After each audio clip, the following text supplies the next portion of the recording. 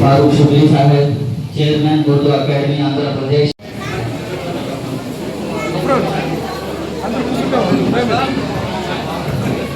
जनाब रूहुल्लाह साहब तशरीफ लाए।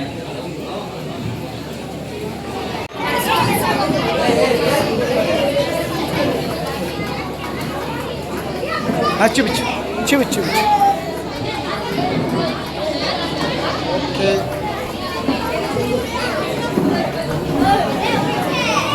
ಬೇಡ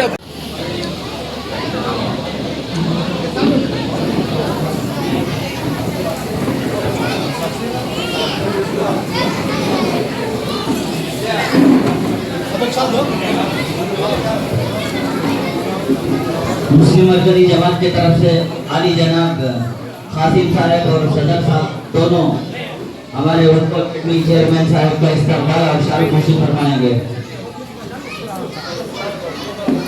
हमारे चेयरमैन साहब और वाइस चेयरमैन साहब दोनों की शारीफ खुशी फरमाएंगे।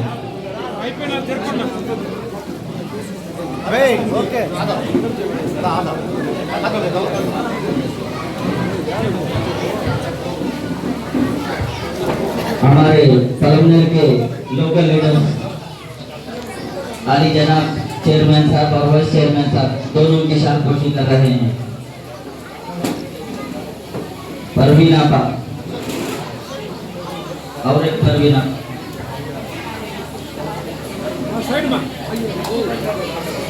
परवीना का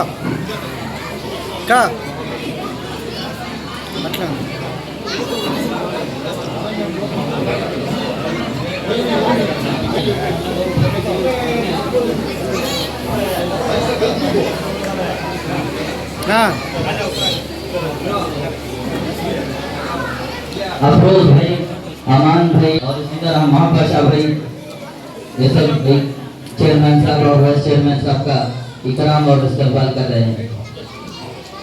बीकोटा यकबाल भाई, बोलो भाई इकबाल भाई ऊपर आ जाए। बीकोटा के इकबाल भाई स्टेज पर तशरीफ लाए, आओ ना ऊपर। मैंने के डिस्ट्रिक्ट प्रेसिडेंट दोनों भी इकबाल भाई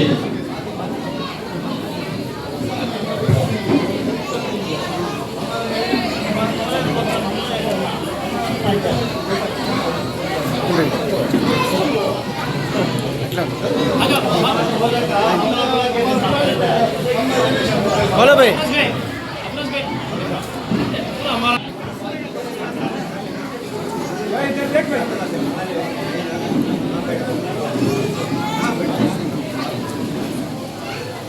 भाई क्या भाई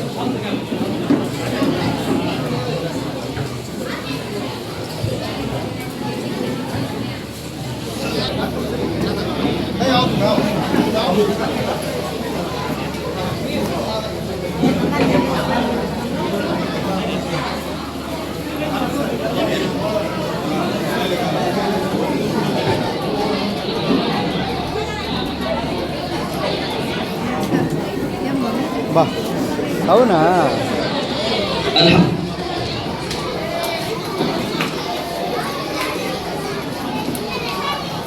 अल्हम्दुलिल्लाह अल्हम्दुलिल्लाह कफ़ा व सलामुन अला इबादिहिल्लज़ीना इस्तफ़ा अम्मा बाद अऊज़ु बिल्लाहि मिनश शैतानिर रजीम बिस्मिल्लाहिर रहमानिर रहीम इख्तिलाफ़ु अलसिनतिकुम व अलवानिकुम इन्न फ़ी ज़ालिका लआया सदक़ल्लाहुल अज़ीम। स्कूल के मुदर्रिसीन और असातिज़ाए किराम, वेकोटा और दीगर अतराफ से आए हुए मुअज़्ज़ज़ मेहमान, हम सब अव्वलन आप हजरात का तहे दिल से शुक्र अदा करते हैं कि आप लोगों ने उर्दू ज़बान की मोहब्बत में उर्दू अकेडमी के और उर्दू अकेडमी के चेयरमैन साहब, वाइस चेयरमैन साहब की मोहब्बत में आप तशरीफ लाए हैं और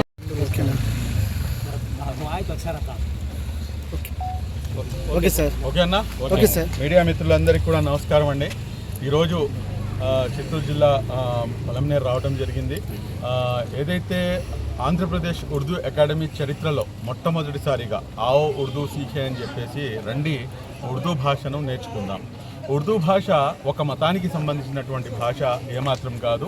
ఒక మతంతో ఉర్దూ భాషకి సంబంధం లేదు అన్న ఒక నినాదం తీసుకుని, ఎందుకంటే భాషలు అనేవి మనుషులు ఒకరిని పరస్పరం గౌరవించుకోవడానికి, పరస్పరం ఒకరిని ఒకరు షనాఫ్ చేయడానికి, ఒకరిని ఒకరు మనం కూడాను ఏంటంటే పరిచయం చేసుకోవడానికి భాషలు అనేవి ఉంటుంది అని చెప్పేసి మనందరికీ తెలిసింది. కానీ మనం ఏదైతే ఉర్దూ అకాడమీ ఆఫ్ ఆంధ్రప్రదేశ్ ఉందో, ఈ ఉర్దూ అకాడమీ ఏంటంటే మీరు చూసుకుంటే కనుక మొత్తం దేశవ్యాప్తంగా కూడాను మీరు ఎక్కడ కూడాను కనిపించని విధంగా మొత్తం భారతదేశ చరిత్ర తీసుకుంటే కనుక ఒకే ఒక్క వ్యక్తి, మన ఉర్దూ భాషాభిమానులు అందరం కూడాను ఆ వ్యక్తిని మేము మొహసినే ఉర్దూ అని చెప్పేసి పిలుస్తాము. మొహసినే ఉర్దూ గౌరవ ముఖ్యమంత్రి వర్యులు మాన్యశ్రీ శ్రీ నారా చంద్రబాబు నాయుడు గారు అని చెప్పేసి పిలుస్తాము.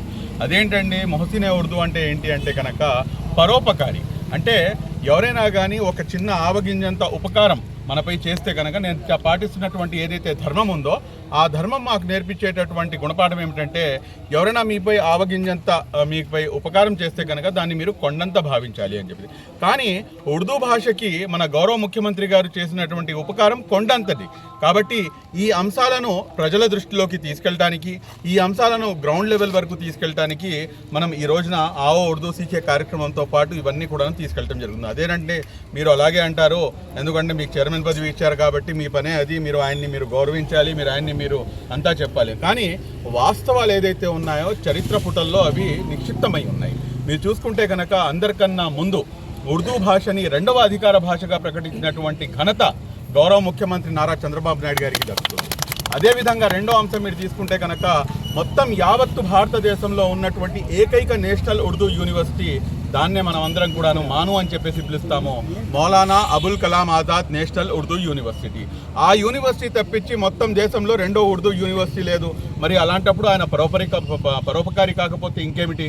అదేవిధంగా రాష్ట్రం విభజన అయిన తర్వాత మళ్ళా కర్నూలులో 144.9 ఎకరాల స్థలం కేటాయించి దానికి మళ్ళా డాక్టర్ అబ్దుల్ హక్ ఉర్దూ యూనివర్సిటీ అనేది కేటాయించడం జరిగింది. అదేవిధంగా ఈ రోజున 360 ఉర్దూ ఘర్ కమ్ షాదీఖానాలు ఏవైతే ఉన్నాయో అవన్నీ కూడాను, ప్రతి ఒక్క షాదీఖానా కూడాను గౌరవ ముఖ్యమంత్రి గారు ఆయన ముఖ్యమంత్రిగా ఉన్నటువంటి ఆ రిజీమ్లోనే అవన్నీ కూడాను నిర్మాణం జరిగినాయి. అదేవిధంగా ఉపాధ్యాయులు స్పెషల్ డిఎస్సి ఉర్దూ భాషలో తీసుకొచ్చినటువంటి ఘనత కూడాను గౌరవ ముఖ్యమంత్రి నారా చంద్రబాబు నాయుడు గారికి దక్కుతుంది.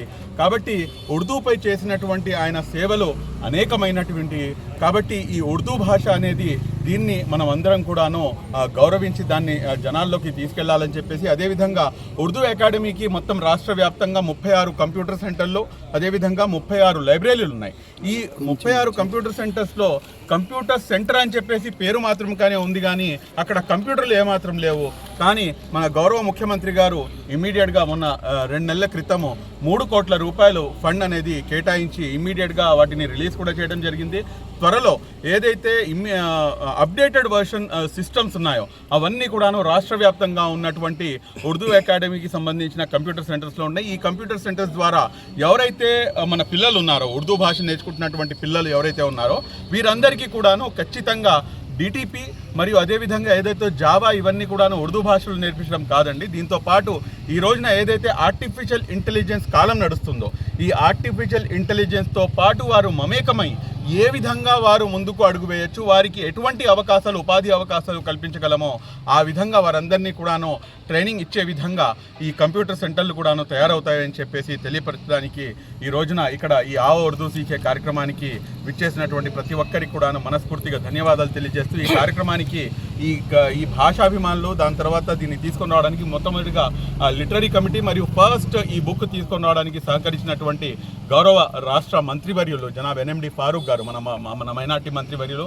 అదేవిధంగా మన సలహాదారులుగా ఉన్నటువంటి మన పెద్దలు జనాబ్ అహ్మద్ షరీఫ్ గారు, అదేవిధంగా ప్రతి చోట కూడాను నేను ఇమీడియట్గా ఫోన్ చేసి మన గౌరవ శాసనసభ్యులు అమరన్న గారికి కూడాను ఫోన్ చేసి చెప్పంగానే నేను ఉండట్లేదు, కానీ నువ్వు మట్టు ఖచ్చితంగా వచ్చి ఇక్కడ కార్యక్రమం నిర్వహించి వెళ్లాల్సిందే అని చెప్పినటువంటి ఇటువంటి సహకారం అందిస్తున్నటువంటి మొత్తం టీంతో పాటు ఉర్దూ భాష ఇంకా రానున్న రోజుల్లో ఇంకా అభివృద్ధి చెందుతుందని చెప్పేసి తెలియజేస్తూ ప్రతి ఒక్కరికి కూడాను మనస్ఫూర్తిగా ధన్యవాదాలు సెలవు తీసుకున్నాను. Thank you very much.